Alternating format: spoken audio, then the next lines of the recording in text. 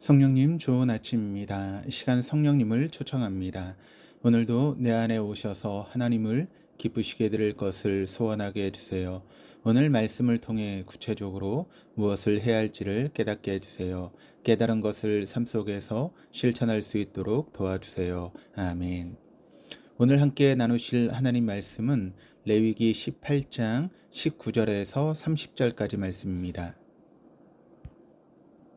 너는 여인이 월경으로 불결한 동안에 그에게 가까이하여 그의 하치를 범하지 말지니라. 너는 내 이웃의 아내와 동침하여 설정함으로 그 여자와 함께 자기를 더럽히지 말지니라. 너는 결단코 자녀를 몰렉에게 주어 불로 통과하게 함으로 내 하나님의 이름을 욕되게 하지 말라. 나는 여호와이니라. 너는 여자와 동침함같이 남자와 동침하지 말라. 이는 가증한 일이니라. 너는 짐승과 교합하여 자기를 더럽히지 말며 여자는 짐승 앞에 서서 그것과 교접하지 말라. 이는 문란한 일이니라. 너희는 이 모든 일로 스스로 더럽히지 말라.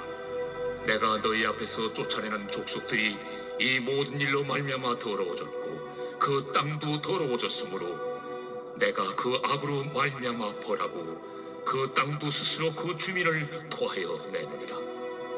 그러므로 너희 곧 너희의 동족이나 혹은 너희 중에 거류하는 거류민이나 내 규례와 내 법도를 지키고 이런 가증한 일에 하나라도 행하지 말라.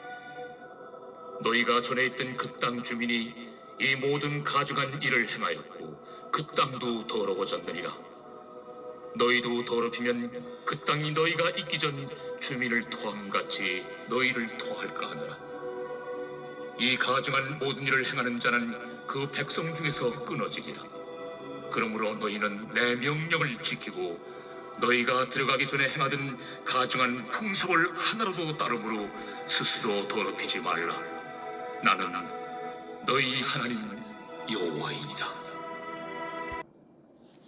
앞 단락에서 근친상간에 대해 금지하는 명령을 주신 하나님은 이어지는 18장 19절부터는 부정한 성적 행위 및 우상 숭배 금지에 대해 명령하십니다. 19절부터 23절까지는 부정한 성행위, 그리고 자녀를 몰렉에게 바치는 것, 그리고 동성 간 성행위와 짐승과의 성행위에 대해서 금지하고 있습니다. 또한 24절부터 30절까지는 이방 풍속에 대한 금지와 가정한 행위를 금하라고 하는 촉구와 경고의 말씀입니다. 이 말씀이 오늘을 살아가는 우리에게 어떻게 적용할 수 있을지 고민하고 묵상해 보아야겠습니다. 19절입니다. 너는 여인이 월경으로 불결한 동안에 그에게 가까이하여 그의 하체를 범하지 말지니라. 여인이 월경할 때의 원어는 피가 흐르는 동안이라고 하는 그런 뜻인데 월경뿐만 아니라 출산 후에 출혈까지도 포함하고 있습니다. 불결하다라고 하는 단어는 정결법상 부정하다라고 하는 것을 나타내고 있습니다. 곧 출혈 중에 있는 여인과의 동침을 금한 것은 하나님의 백성이 정한 것과 부정한 것 사이에 분명한 분별력을 가지고 살아가야 한다라고 하는 것을 가리키기 위함인 것입니다. 이 규정을 어기게 되면 이스라엘 공동체에서 끊어지는 벌을 받았습니다. 20절입니다. 너는 내 이웃의 아내와 동침하여 설정함으로 그 여자가 함께 자기를 더럽히지 말지니라. 구약에서 자손은 하나님께서 언약에 의해서 베푸시는 복이었습니다. 그러므로 그러한 자손을 얻기 위한 신성한 의미를 지니고 있는 성관계를 쾌락을 얻기 위해서 이웃의 배우자와 행하는 것은 부정함에 불신앙을 더하는 매우 크나큰 범죄입니다. 그런 부정을 저지른 남녀는 모두 죽을 수밖에 없었습니다. 이는 가정을 깨뜨린 것뿐만 아니라 거룩한 공동체의 존립 자체를 위협하는 가증한 죄였습니다. 21절입니다. 너는 결단코 자녀를 몰렉에게 주어 불로 통과하게 하므로 내 하나님의 이름을 욕되게 하지 말라. 나는 여호와이니라. 몰렉은 가나안 사람들이 섬기던 우상으로 어린아이의 희생을 드려서 섬겼던 우상입니다. 청동으로 만들어진 몰렉의 신상은 우묵하여서 불을 지필 수 있었고 또 소의 머리 형상을 가졌으며 팔이 앞으로 뻗어 있어서 희생으로 드려지는 어린아이를 받아들일 수 있었다고 합니다. 또한 당시 아이들을 몰렉 신의 제사령으로 바쳐서 신적 제사를 드리게 하여서 아이가 성적으로 문란함에 빠지겠다는 연구도 있습니다. 그런 일들이 벌어지는 가나안 땅에 들어갔을 때 하나님은 이스라엘의 자녀들이 성적 학대나 아동 학대를 당하지 않도록 보호하라고 말씀하시는 것입니다. 부모가 자녀들을 자신의 욕심대로 쓸 수 있는 물건처럼 취급하거나 자신의 근심거리를 해결해주고 변덕스러운 마음을 충족해 달라고 신들을 감화시키는 수단으로 이용해서는 안 된다라고 말씀하시는 것입니다.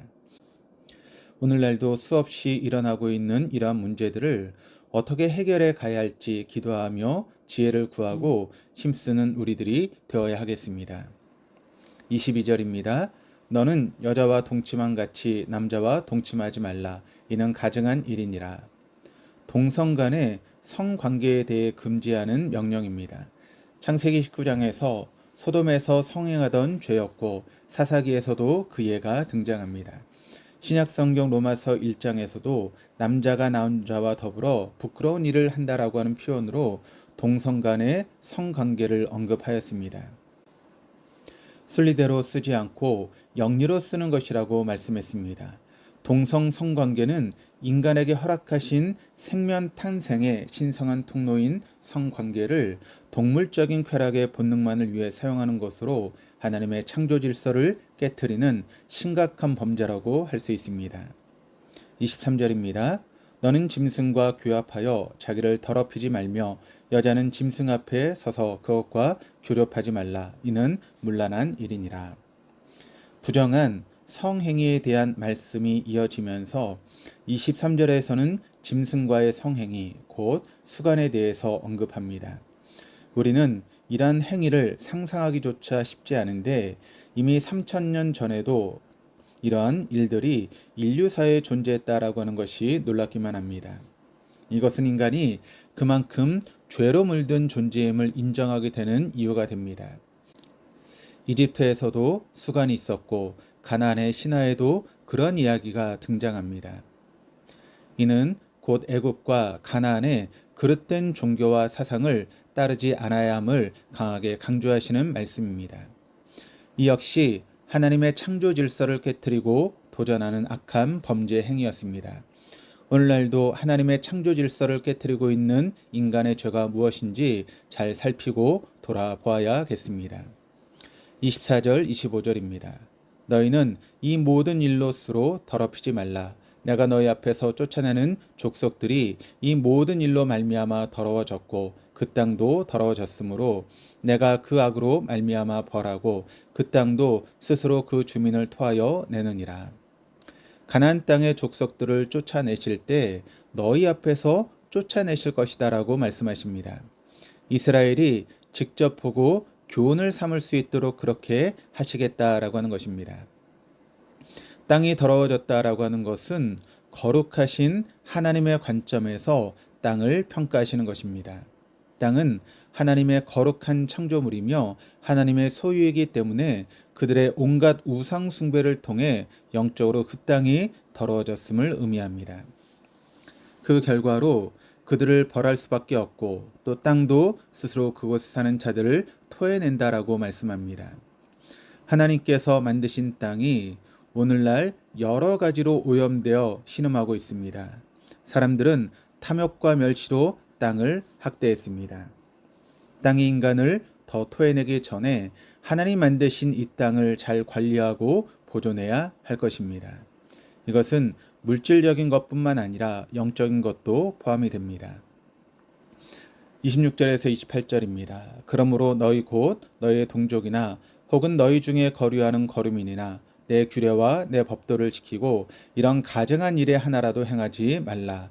너희 전에 있던 그 땅 주민이 이 모든 가증한 일을 행하였고 그 땅도 더러워졌느니라. 너희도 더럽히면 그 땅이 너희가 있기 전 주민을 토함같이 너희를 토할까 하노라. 앞선 25절에서 그 땅이 가나안 족속들을 토해냈듯이 이스라엘 역시 만약 땅을 더럽히면 똑같이 그들을 토해낼 것이다 라고 말씀합니다.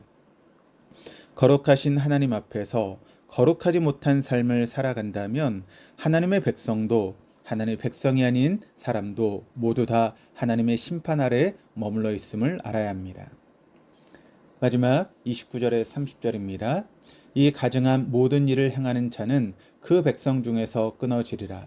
그러므로 너희는 내 명령을 지키고 너희가 들어가기 전에 행하던 가증한 풍속을 하나라도 따름으로 서로 더럽히지 말라. 나는 너희의 하나님 여호와이니라.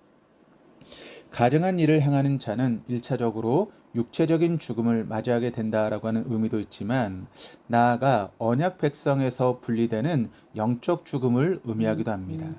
그러므로 가증한 자, 또 가증한 풍속을 따르지 않기 위해서 먼저 하나님의 명령, 곧 율법을 온전히 지켜야 됨을 강조하고 있습니다. 본문의 맺은 말에서 하나님의 정체성을 다시금 정리해 주십니다. 하나님은 온 우주의 하나님, 창조주 하나님이시면서 동시에 택함받은 이스라엘 백성의 하나님이심을 강조하십니다. 신명기 7장 21절에서 하나님께서 이스라엘 백성들에게 이렇게 말씀하십니다. 너는 그들을 두려워하지 말라. 너희의 하나님 여호와 곧 크고 두려운 하나님이 너희 중에 계심이니라. 비록 가나안 족속들과의 싸움이 치열하고 우상의 세력이 강하다 할지라도 내가 너희와 함께할 것이고 내가 대신 싸워줄 것이라고 말씀합니다. 크고 두려운 하나님을 의식하면서 너희도 거룩함과 순결을 위해 더욱 힘쓰라고 말씀하십니다. 오늘 우리 역시 하나님이 이스라엘에게 요구하셨던 구별된 삶, 곧 하나님께 순종하는 거룩한 삶을 살아야 합니다. 이것은 세상 사람들보다 더 높은 기준을 따라 살아가야 함을 의미합니다. 그것이 곧 하나님은 거룩하시다라고 하는 고백이 있는 삶입니다. 오늘 하루도 육체적, 영적 거룩을 지켜가는 삶의 자리에서 눈을 들어 하나님을 바라보며 진리의 말씀을 우리의 삶의 피난처로 삼아 수많은 영적 전투에서 승리하는 삶을 살아갈 수 있는 우리 모두가 될 수 있기를 주님의 이름으로 축복합니다. 기도하시겠습니다. 하나님 아버지, 오늘 말씀을 통해 가정의 소중함과 공동체의 거룩성을 유지하는 것이 얼마나 중요한 것인지 다시금 깨닫게 해주시니 감사드립니다.